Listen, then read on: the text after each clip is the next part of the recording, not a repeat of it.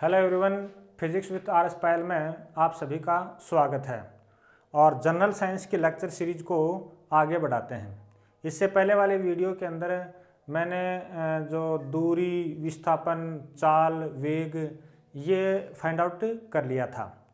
आज हम बात करेंगे, पहले एक एग्जांपल करता हूँ, ठीक है ना। तो एग्जांपल आप खुद बताओगे परीक्षा में किस प्रकार से क्वेश्चन आ सकता है।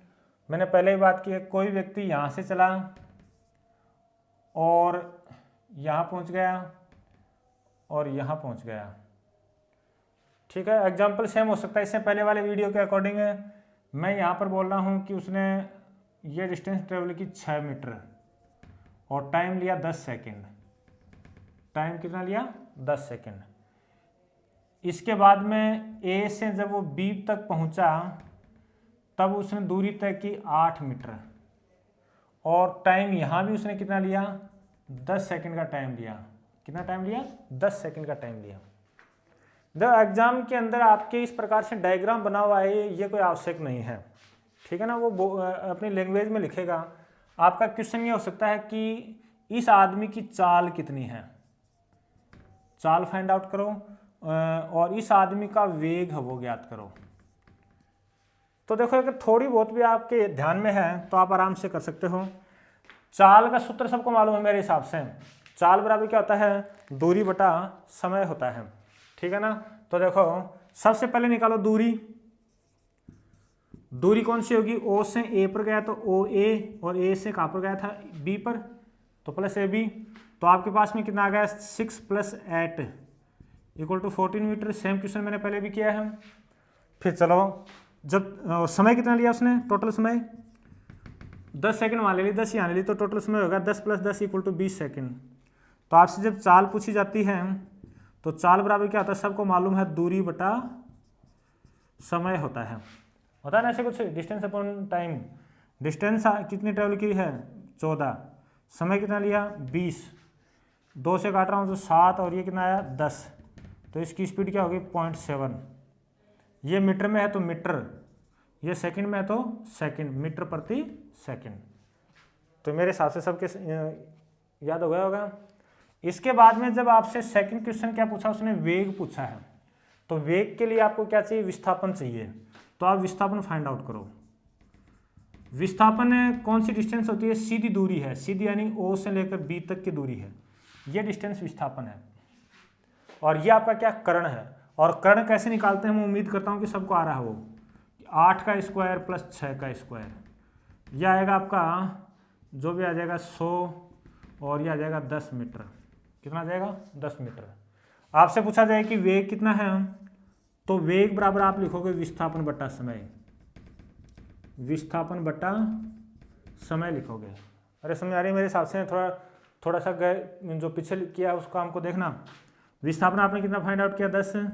और समय तो वही लगा आपका। समय टोटल समय कितना है? यहाँ से यहाँ पहुँचने का टाइम क्या है? 20 सेकंड है। तो 10 बटा 20, तो ये आ गया आपका 0.5 मीटर प्रति सेकंड।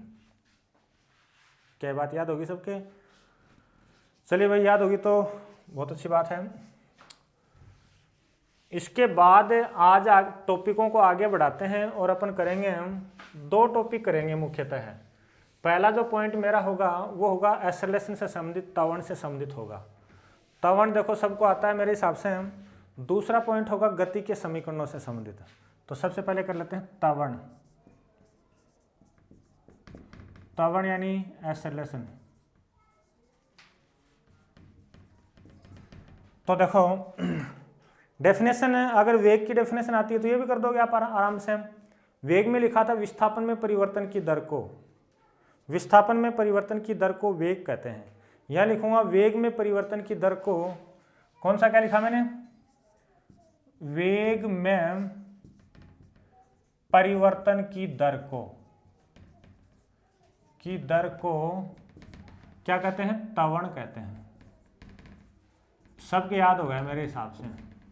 वेग में परिवर्तन की दर को त्वरण कहते हैं। बात याद होगी सबके?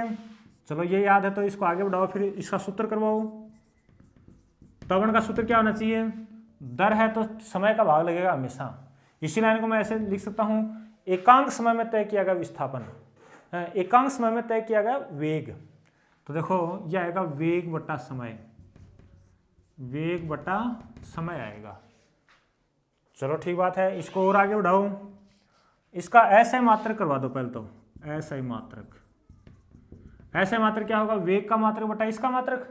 वेग की जगह लिखते हैं मीटर प्रति सेकंड, अरे वेग का तो ये तो है, समय की जगह क्या लिखें, सेकंड दोबारा लिखा, ये सेकंड नीचे आ जाएगा तो बनेगा आपका मीटर अपॉन सेकंड स्क्वायर, और इसको अपन लोग पढ़ते हैं मीटर प्रति सेकंड स्क्वायर। चलो इसके बाद में मैंने याद करवाया वेग एक सदिश राशि है, वेक्टर क्वांटिटी है, तो त्वरण भी क्या होगी, एक वेक्टर क्वांटिटी होगी, तो ये एक सदिश राशि है। क्या बात की, सदिश राशि है, याद हो गया अभी। इसके बाद मैंने एक बात की थी कि वेग आपका धनात्मक हो सकता है, ऋणात्मक हो सकता है, शून्य हो सकता है, तो त्वरण भी आपका क्या हो सकता है, पॉजिटिव हो सकता है, माइनस हो सकता है, माइनस यानी नेगेटिव हो सकता है, और आपका शून्य भी हो सकता है, शून्य भी हो सकता है। ठीक बात है ना। अब आगे आओ, देखो यहीं से एक दो क्वेश्चन और बनते हैं, बढ़िया बढ़िया, थोड़ा गौर करना। अगर आपका त्वरण पॉजिटिव है, त्वरण धनात्मक हो तो कोई भी पिंड है उसका वेग बढ़ेगा, वेग बढ़ेगा, और गति को बोलते हैं त्वरित गति बोलते हैं, त्वरित गति बोलते हैं।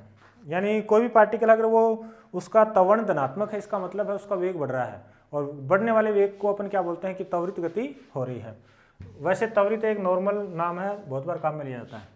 अगर आपका त्वरण, दूसरा मैंने क्या बताया, ऋणात्मक हो, कैसा हो, ऋणात्मक हो, तो कोई भी कण है उसका वेग घटेगा, वेग है वो क्या होगा, घटेगा, और इस प्रकार की गति को बोलते हैं मंदित गति। क्या बोलते हैं, मंदित गति बोलते हैं। और ये ऋणात्मक त्वरण है, इसी को बोल देते हैं मंदन बोल देते हैं। क्या बोल देते हैं, मंदन बोल देते हैं। तो एक छोटी छोटी बात याद होगी सबके मेरे हिसाब से, चलो सबके याद होगी। तो इसके बाद में अगर त्वरण शून्य हो, त्वरण आपका क्या हो, इक्वल टू शून्य हो, तो ये अत्वरित गति कहलाती है, अत्वरित गति कहलाती है। एक बार दोबारा रिपीट कर रहा हूं, त्वरित गति, तो देखो इसके लिए भी नाम बहुत बार काम में लिया जाता है, ये थोड़ा ध्यान देना। यहां भी त्वरित लिख सकता हूं, यहां भी त्वरित लिख सकता हूं, लेकिन यहां पर ऋणात्मक त्वरित है और यहां पर धनात्मक त्वरित है, ठीक है ना। लेकिन ध्यान दें, ऋणात्मक त्वरण को हमेशा मंदन कहते हैं, और जब वेग कम होता है उसको मंदित गति कहते हैं। मंदित गति नाम यहां कभी लिखा हुआ नहीं मिलता आपको, है ना। तो इस प्रकार की गति को कहते हैं अत्वरित गति। ठीक है, समझ आ गया।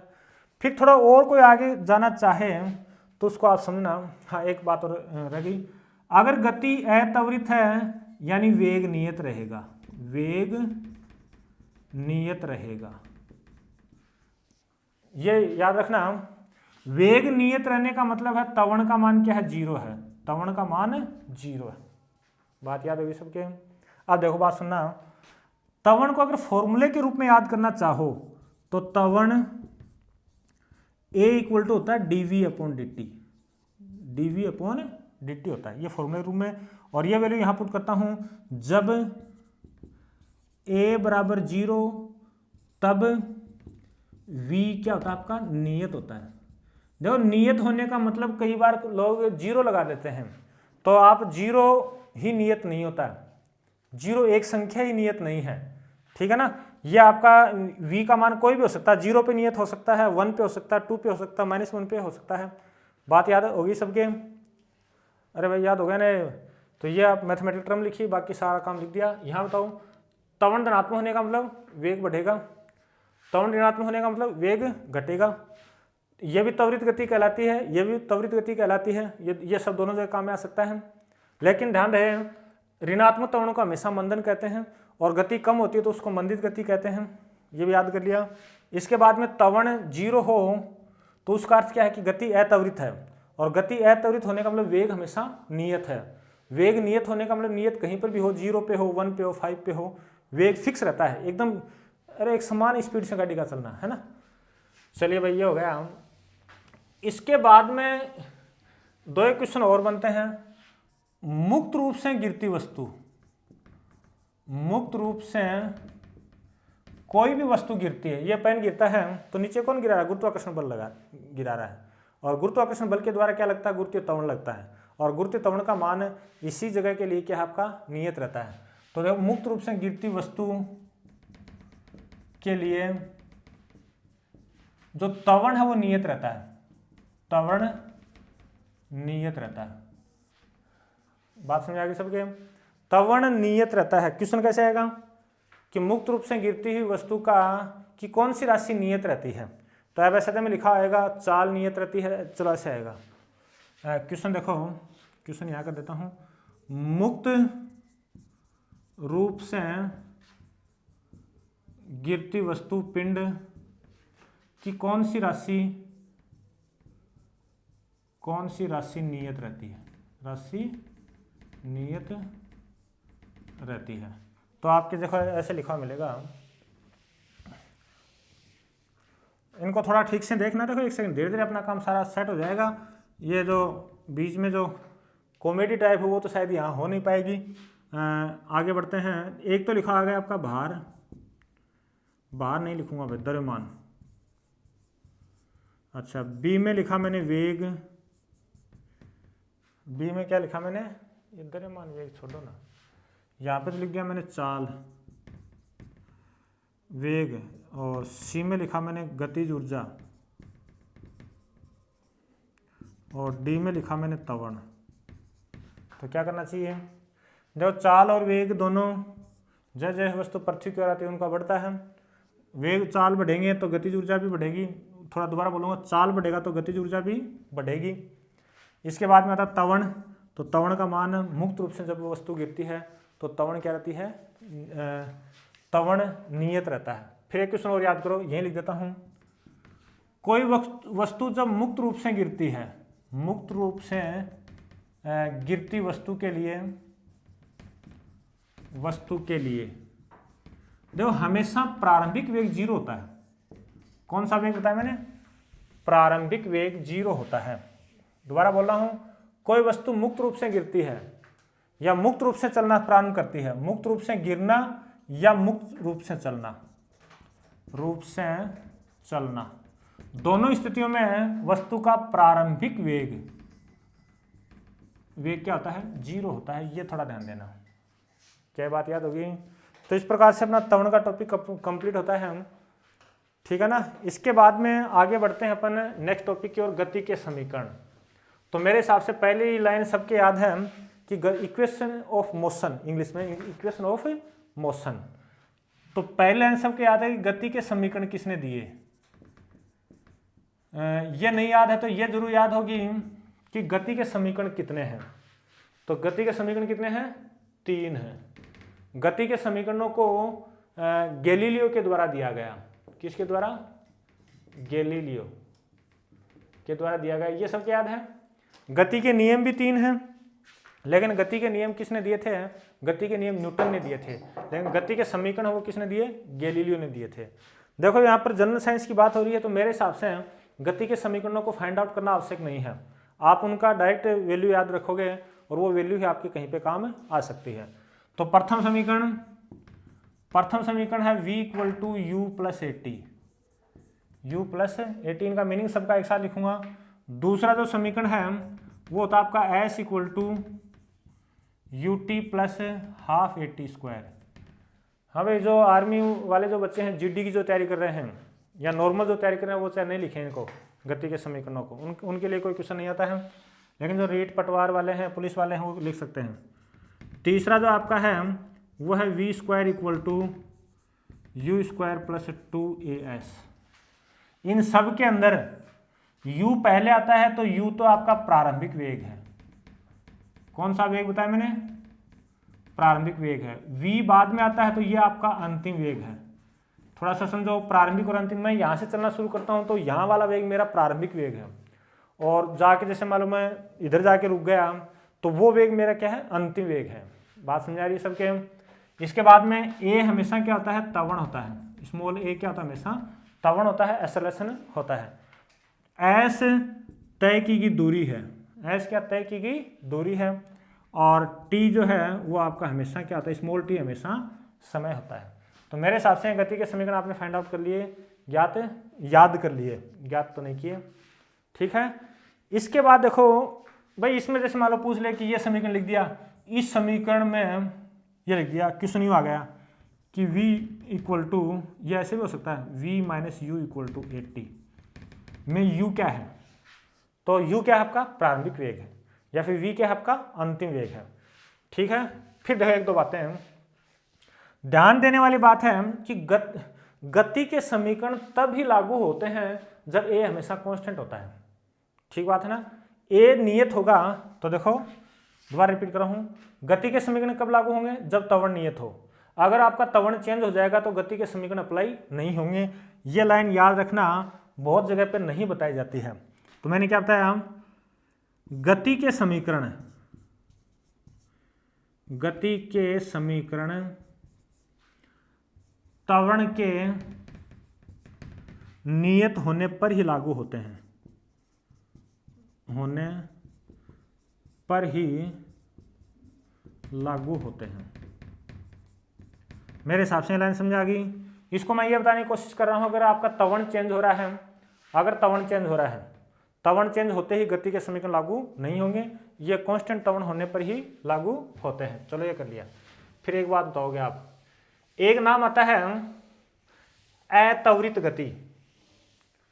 अत्वरित गति यानी त्वरण जीरो होते ही वेग नियत, वेग आपका क्या हो गया, नियत हो गया। एक नाम ये बताओ तो, एक समानवर्तीय गति,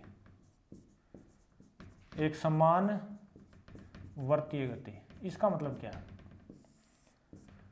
देखो ये वर्ताकार पथ है, इसमें आप इतना याद रखना कि चाल नियत रहती है। क्या रहती है, चाल नियत। तो पहली स्टेप है आपने याद की कि चाल नियत, अगर चाल नियत है तो गतिज ऊर्जा भी नियत रहती है। बस ये याद रखना आपको। इसके बाद में चेंज क्या क्या हो जाता है, वेग, त्वरण और बल तीनों परिवर्तित होते हैं। तीनों किसमें, एक समानवर्तीय गति के अंदर वेग भी परिवर्तित होता है, त्वरण भी परिवर्तित होता है और बल भी परिवर्तित होता है, ठीक बात है ना। नियत क्या रहता है, चाल नियत रहती है। चाल नियत तो गतिज ऊर्जा भी क्या हो जाएगी आपकी, नियत हो जाएगी। अब दिमाग में क्वेश्चन आता है कि चाल नियत है तो वेग चेंज कैसे हो गया।